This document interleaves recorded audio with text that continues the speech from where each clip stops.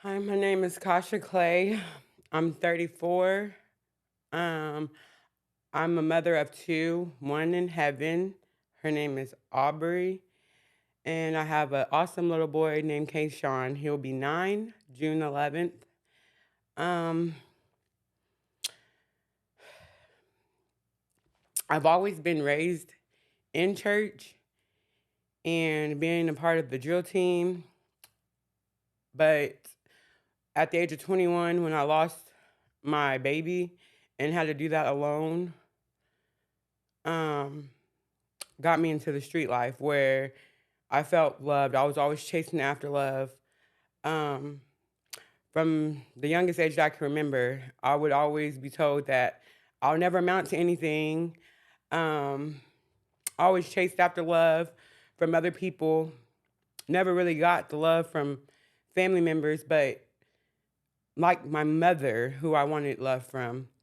Um, my dad loved me, but he was an alcoholic. But he did as much as he could. Um, when I lost my daughter at the age of 21, at that time I was so angry with God. Like, why? Like, I did everything that I could do. I loved on people. I cared for people. I went to church. I wasn't a bad high school kid. Like, I played sports. I graduated high school. Like, why? Like, why my baby? And got heavy into the game and became doing drugs as I sold the drugs. Caught a case down in Texas, and then I ended up running to come to Ohio with my cousins. And I thought that they loved me. Um, they showed me a new way to trick the system. So I became a booster, was good at it. Um, always thought that you had to have the best clothing, the best shoes, the best of everything. Like everything had to be the best. Because we had an image, sort of say. Um, always fought. Anytime that they had issues, I was the one to pull up. Would go to jail. Nothing. Um, ended up catching a case. I was selling drugs for like over 6 years in the same house, all that. Like, and I wouldn't call myself a drug dealer because it wasn't like that. Like, I would treat them as like family. Like, they would come over, they would get clothes, they would get food, like they knew my son. Um, so when they came to kick in my door, I had a dream like 2 weeks before that. And it was my granny, Jesus, my dad, and my great great grandmother. We was on the beach, and each of them had something to tell me. And um, my granny was like that she was proud of me, but the way that I was showing them God, the people God, wasn't right because I was still cussing, I was still giving them the drugs or whatever, but that's not the way that he intended me to bring people to God. And then she hit me in the forehead and told me about my cussing, but that she was proud of me. And then Jesus was just like, they're coming for you, but what everybody expects is gonna happen to you ain't gonna happen. So I really didn't know what that meant, but I woke up and I ended up cleaning up my house.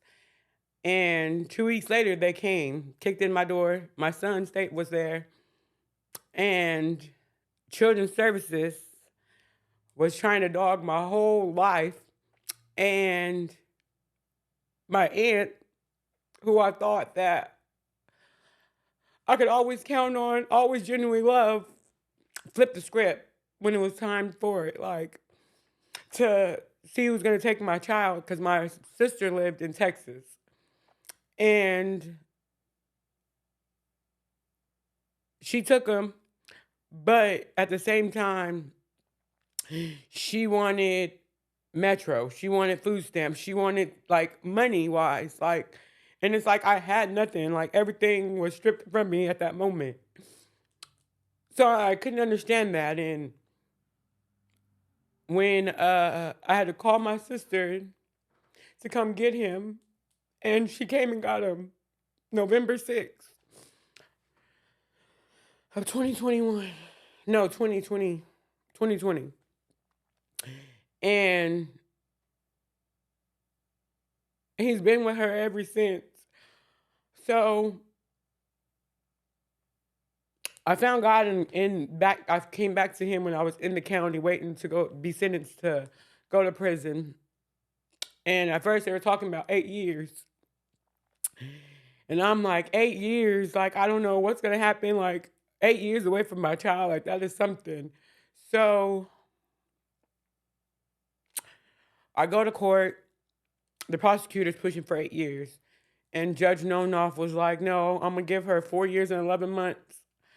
2 years, she can file her judicial as long as I don't get in trouble, no tickets, none of that.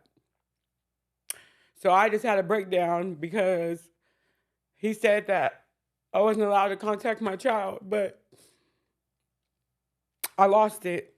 So I ended up going to prison April 4th, get to ORW, and I'm freaking out because I'm just like, oh my goodness, I'm in here with a bunch of people.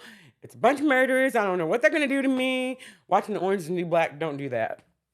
It'll freak you out. But that's not how it was, though, but I thought. But I ended up going to church or whatever, going to church faithfully every Sunday. I would make sure I'm the first one in line to sign up for church because there's only a certain amount of people that can go to church. And just loved it. But I did not like the environment at ORW. Did not like it. So I kept praying to God, like, God, please send me somewhere else. Like, send me to Northeast because I need something better. I need something better. I don't think I'm going to be able to thrive here. Well, 2 weeks after I prayed, I ended up going to Northeast, June 6th. And got to Northeast and going to church, and I seen these girls dancing. They were doing War Cry. And I'm like, I want to do that. But I just thought that I never had it. I thought that could never dance, could never do nothing. Like, God can't never use me. Well, some things was happening. A year went by, and some things was happening in my one room. So I ended up getting with Keela Allen. That lady has been down for 30 years and still shows God's grace and mercy on people. Shows how you can be free inside of a cell. You can be free. And she molded me into a woman, a virtuous woman that I am today. Like, she would push me like, oh, you can dance just like them. Like, I would always hide behind everybody because I thought that I wasn't good enough. And I would always push against her like, no, I'm not. Like, I'm not that. I can't do it. God won't use me. Like, he's using them. And she's like, she would always tell me like, God uses the people that seeking him with their own hearts. And I never understood that. I never understood it.